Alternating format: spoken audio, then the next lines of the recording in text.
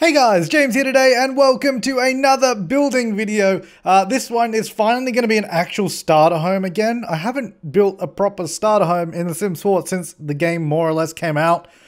So today I thought I'd give it another crack because usually what happens when I set out to make a starter home is I accidentally end up making a home that costs far more than $20,000. Now this one actually ended up being pretty much on the fringe. Like I had to keep deleting a few things at the end to make it fit that budget. Ends up being a 2-bedroom, 1-bathroom home. The second bedroom has nothing in it though, because I could not afford to furnish it. But hey, it is a starter home, so that's what you can expect. I did what I could with the particular house I was going for. I was trying to... There's no good fence to put in that particular situation. I was just trying to add a little bit of detail to the build by adding a little, I don't know, column roof support thing there. But you couldn't just have a line of foundation coming out without like a fence or wall on top of it. And all the fences and walls are quite big. There's no just small fence. That doesn't look stupid. So in the end, I went for that sort of stone little fence texture. And I use that throughout the house. The colors I initially picked for this actually kind of look kind of bland. I mean, I originally wanted it to be quite modern and like a flat roofed house. But without constrained floor elevation and without like, I guess a stage tool, or or half walls or anything. The flat, there's only so much you can do with a flat roof. So in the end, I went with like a pitched roof, you can see here. And then it kind of changed what I envisaged for the house to be. But anyway, so it just it basically changed course. And, you know, I did what I could, really, is what I'm trying to say here. So I think it looks pretty good in the end, though. And it's a little bit fancy, I guess. It'll be a little bit fancier when you actually get some proper furniture in there, because I obviously had to use very cheap furniture. As you'll see here, starting off very bland in colors. We got just grey and grey stone. And then it's pretty much, I'm pretty sure it's just a grey roof as well. I go through so many different roofs here trying to find one that looks good with it. And none of them do. None of them do. But anyways, yeah, so it starts off very grey, and it's not till like pretty much the very end that I decide, no, this is so dull. It needs like some color, or it needs something to sort of spice it up a little bit. I mean, you're living in a tiny house. You might as well have a little bit of color in your life. Not too much color though, just a little bit, and that's all you got. That's all you need, you know. Mixed in, so I got three sort of patterns going on here. We got the stone, we got the smooth render, and we've also got some siding. Add a little bit of sort of, I guess, variety to the exterior, a little bit of detail as well, because it needs a little something. Because if you have a house this small, you just need to add detail to it, really. Otherwise, it just looks like a box. I mean, I could have easily, I guess, just built a box and made that a house. That'll be my next house. We'll just go to a box, I think. I'll just build strictly a square, and that's all I can do for the next build. That's a good idea. I'll do that. Yeah, so we got 2 bedrooms there on the right, and the bathroom is across the hall on the left. So I made the walls fairly tall in this house. So it's I put like really large windows in it, which I think at the end, looking at the interior, it actually looks really nice and sort of really kind of airy, I guess, because it makes it feel a lot bigger having giant windows everywhere. So I just moved that window up there because that's where the kitchen will be. So I just wanted to make sure the window was above the counters. And I got to say, you really take for granted the ability to move windows up and down in Sims 4 until you go back to like Sims 3 or Sims 2 and start building there, and half of the windows don't sit above counters in those games.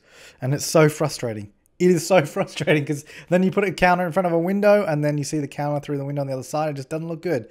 So if you notice there, I've got a ton of paintings in my game that don't actually come in the game. So I had a bunch of custom content paintings there because if you watch my Sims 2 build video, which if you haven't, you should go and do because it's pretty fun. I mentioned that someone should convert all the Sims 2 paintings to the Sims 4. Now, so I think someone had already done it. I don't know. I haven't checked the date of when they actually posted. I presume they had already done it. It wasn't after. They didn't do it in less than a day. So they had already done it. I will link to it in the description down below, and I'll probably make a separate video about it as well, because I'm sure people will be interested about that. So I had downloaded that just to look at it. I didn't use any custom paintings in this house, so don't worry. There's no custom content in this. I was just having a look at it because it was pretty cool. Yeah, so that's if you notice that's what it was. Again, the interior starts off a little bit drab, much like the outside, but I later on go back and add a lot of color to it because it's just so painful if there's no color, you know. A little bit depressing, really, without color. So we go back and add that on. I tried to do the fridge thing here in Sims 4 that I did in Sims 2 the other day, but it doesn't work with this particular fridge. I didn't really test any other fridges, but I think the fridges are too short, because what happens, you'll see here, if you put the fridge in the archway, the archway is taller than the fridge, which is kind of annoying. Yeah, anyways, the whole point of doing that, in case you don't know, is it just kind of makes it look like the fridge is sort of built into a wall or something. A little bit classier, I guess, and it adds a little bit of something, but it doesn't look particularly good when the archway of the door is taller than the fridge, so I get rid of that. Anyways, here's our beautiful little kitchen. Putting a different wallpaper behind the kitchen so it breaks it up a little bit. I actually changed that later on. It was going to be like a tile, but there were no tiles that I really liked. So I sort of just changed it to a funky color later on instead. Getting some cabinets in, of course. I would have loved to have added tons of like little decorative items around the house. But again, because this is a starter home, there's only so much detail I can afford to do in this house. So just keep that in mind when we actually sort of look at the final product. But you know, hey, that's the whole point of a starter home. This is why I always get carried. Like, this is why all my other homes I try to make a starter home never end up being a starter, because I always add too many items and add too many little details here and there to make it viable at all. I was going to use these sort of hidden or invisible lights, but then I decided not to. I just decided to get a better light in the room instead, because those lights I was using were really weird. Like, they're hanging on the roof and they light the floor really well, but they don't light the walls at the top, so it looked really dark. So instead I went for my favorite light. It's only my favorite light because it is actually really bright and it lights up the entire room. That's why I love using it so much. Is that like little spherical light. It's quite nice. It looks good, and it also lights up a full room quite well. Getting the 4-piece bathroom going on in here. Toilet, sink, and bathtub, and shower. Ho! This is the first room I introduced colors in, so get excited. I take a while to decide. Oh, not that long, but I couldn't, because again, I went through all the tiles. I didn't really want any of those tiles. They didn't really tickle my fancy, if you know what I mean. So I had to, that one had, just didn't like it. So I just went for a solid color. I went for that sort of navy blue. I really like that navy blue color, actually. And this is where I tried to use it a little bit in the kitchen and the living space as well. But that does change a little bit later on. So I'm just getting rid of those really expensive ceiling lights. Those are like $200 per light. So I was like, there's no point in having those. Let's get some cheaper wall lights, which I'm not actually sure how much those cost. I didn't check. But I'm pretty sure they're cheaper. So at least I hope so. But yeah, here we are in the main bedroom. The master bedroom, if you want to call it that way. I was originally going to make that second bedroom there.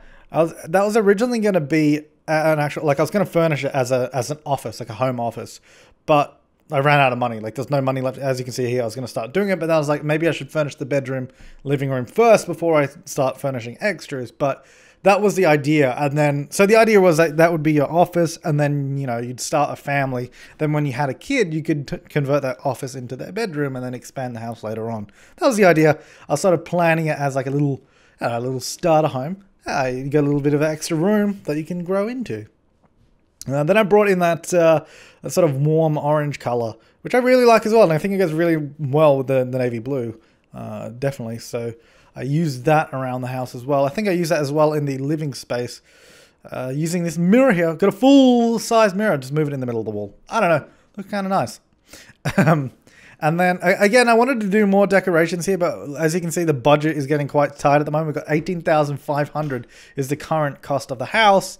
And we only have, I mean, we still got to do the living room and that second bedroom, which the second bedroom never gets around to being furnished, unfortunately. It's just not enough money to allocate.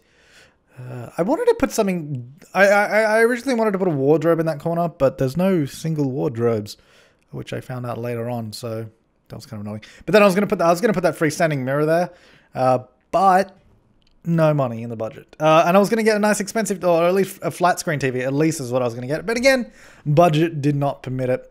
Instead, it did permit 2 sofas. Although you'll notice that we're over $20,000 there, $20,021 right there. But I go around and remove some unnecessary detailings, I think, because I got to add in that back door. And I was like, all right, that room's not getting furnished. I was quite sad about that.